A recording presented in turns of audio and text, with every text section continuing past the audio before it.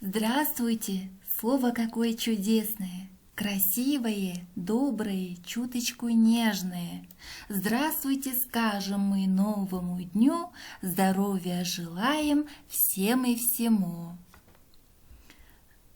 Женский род запомню я и скажу, она моя. И запомню род мужской, и опять скажу, он мой. Средний род, оно мое, это правило мое. Отправляемся мы снова в мир русского языка. Прошу, доставайте свои учебники, тетради и ручки. Откройте страницу 147. Новая тема «Мы слова из русской речи». На уроке будем внимательными и старательными. На этом уроке узнаете, что такое омонимы, поймете, чем отличаются омонимы от многозначных слов, научитесь использовать в речи омонимы и многозначные слова для обозначения разных предметов. Упражнение 4, страница 148. Сколько раз встречается слово «коса» и какие предметы оно называет? В море суши полоса называется коса, и у девушки коса цвета спелого овса. На траве лежит роса, косит травушку коса. У меня один вопрос: сколько есть на свете кос? В этом стихотворении 3 раза повторяется слово «коса». Значит, есть 3 значения. Первое значение слова «коса» – это прическа в виде сплетения прядей волос. Второе значение – орудие труда для срезания травы. Третье значение – идущая от берега низкая и узкая полоса земли. Как называются такие слова, сейчас узнаем. Слова, которые произносятся и пишутся одинаково, но имеют разные значения, называются омонимами.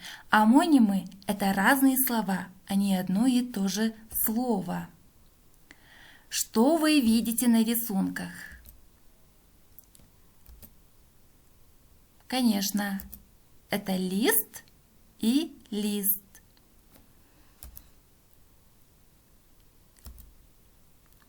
А сейчас посмотрите упражнение 6, страница 149. Давайте вместе прочитаем сказку. В одной сказочной стране жили слова. В той стране было много жителей, и богатые синонимы, и вечно спорящие антонимы, и многозначные слова со своими большими семьями. И вот однажды в 2 разных семьях появились сыновья. Они были не просто похожи лицом, они были одинаковые. И имена у них были одинаковые – Лист и Лист. Соседи стали звать их Лист первый и Лист второй. А еще соседи задумались, а как называть их вместе? Близнецы? Нет, нельзя, они же не родные братья.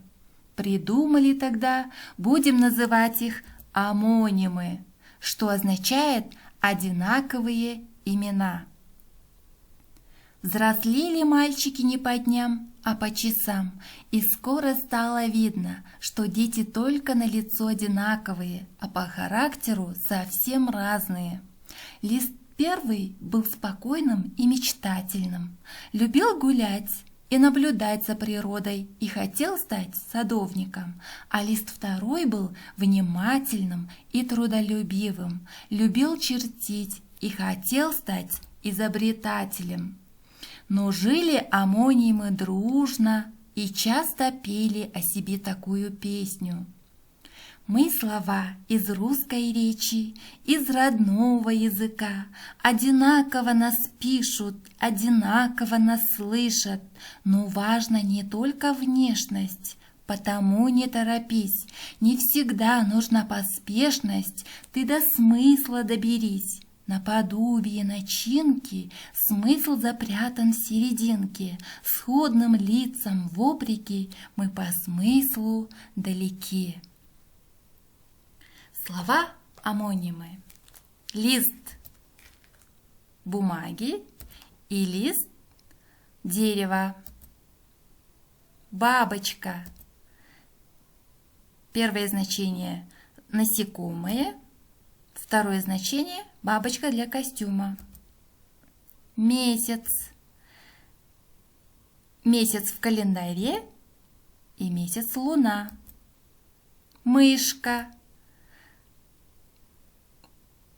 Мышка компьютера и мышка животное. Лук. Оружие. Лук овощ. Кисть. Кисточка для рисования и кисть винограда. Норка. Животное и норка – это жилище. Гребешок. Гребешок петуха и гребешок для волос. Киви.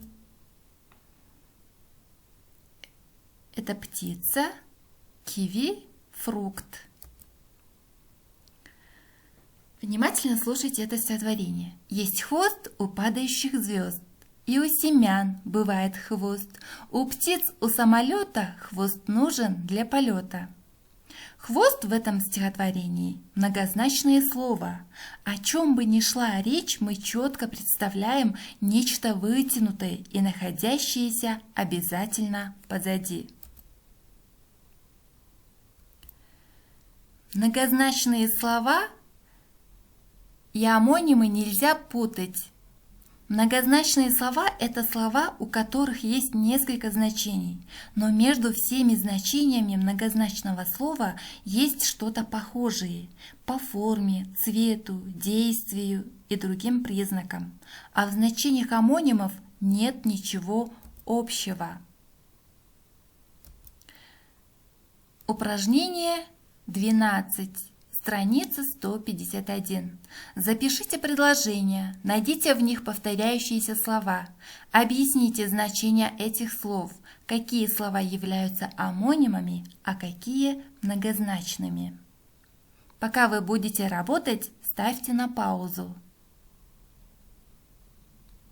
Если вы закончили, ребята, давайте вместе будем проверять. Первое предложение. Миру мир.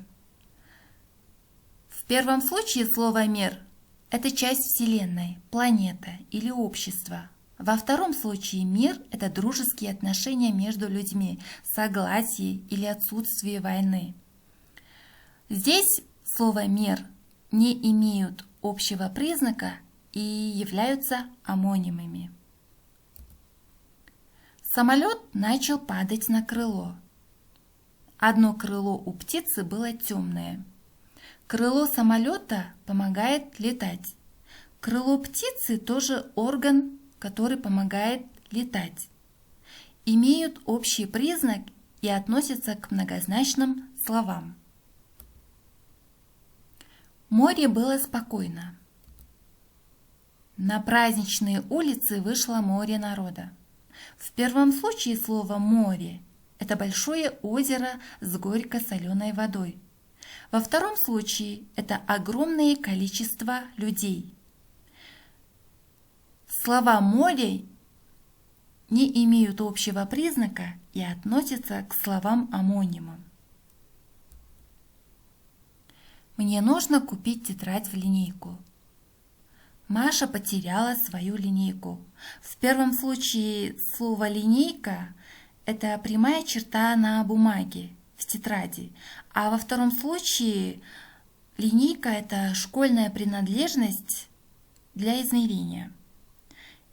Эти слова имеют общий признак и относятся к многозначным словам.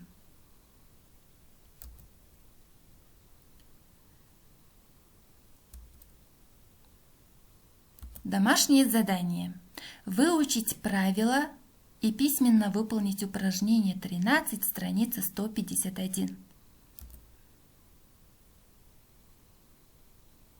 Урок сегодня был удачный, не прошел для вас он зря. Вы все очень постарались, вам понравилось, друзья? До свидания!